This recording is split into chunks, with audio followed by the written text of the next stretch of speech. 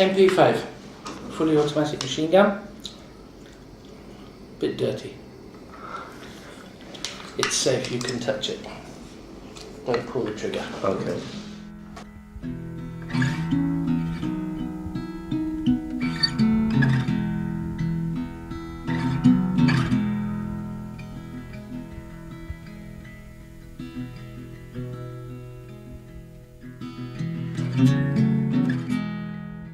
This is Kuwait, my home for the past 14 years, and now the main border crossing for all military operations in Iraq.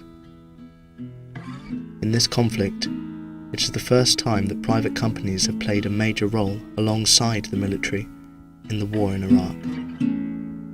I talked to Scott True, the founder of Total Defense Logistics, one of the main private companies working in Iraq today, so I could understand the role that contractors play in the conflict, the risks they take, and why private contractors have become involved in the business of war.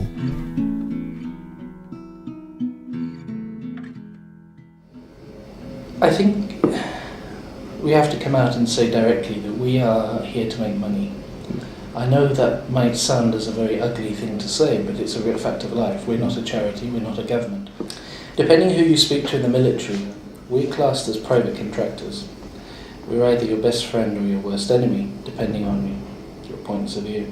We actually take over functions that the military really don't want to get bogged down on. Specifically, our company focuses on convoy security, and they need us to take material from Kuwait or from anywhere within Iraq to any point within Iraq.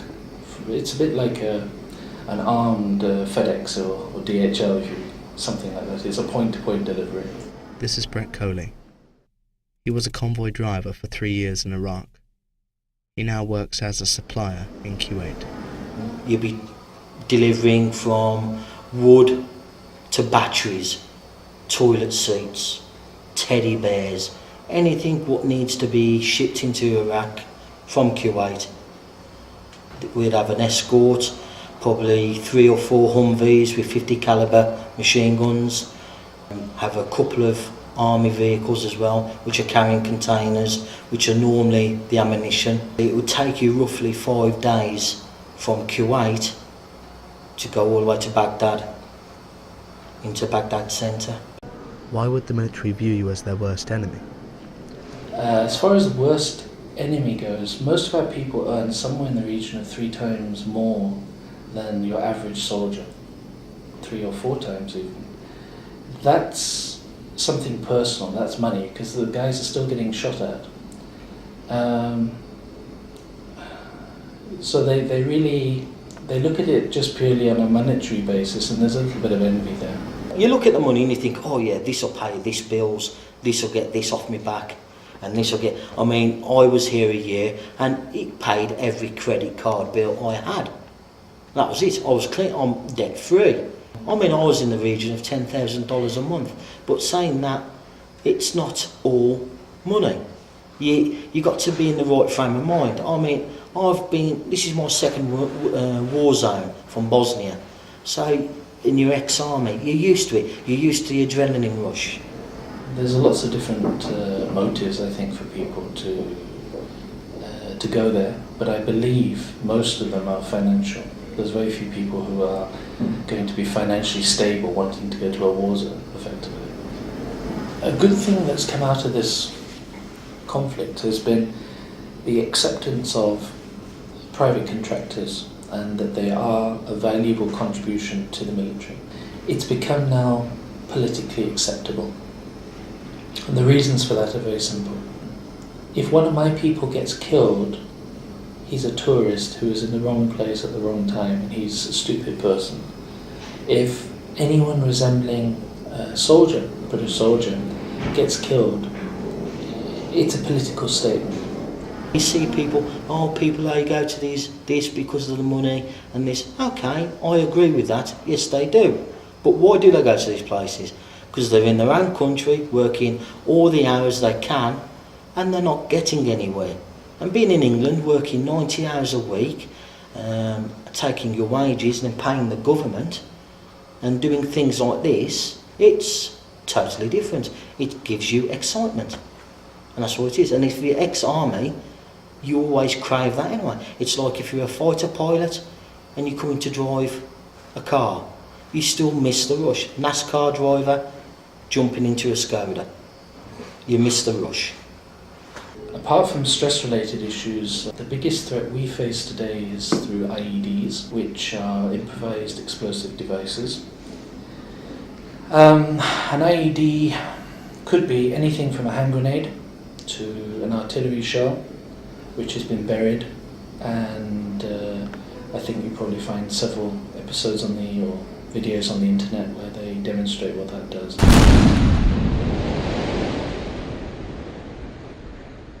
If you're attacked, you keep driving. If the vehicle in front of you is hit, attacked, blown up with an IED, you drive round him. No vehicle was allowed to go to Iraq unless it could do 125 kilometres an hour. That was to get out of the blaster zone. I've been in a convoy where it's been hit 3 times.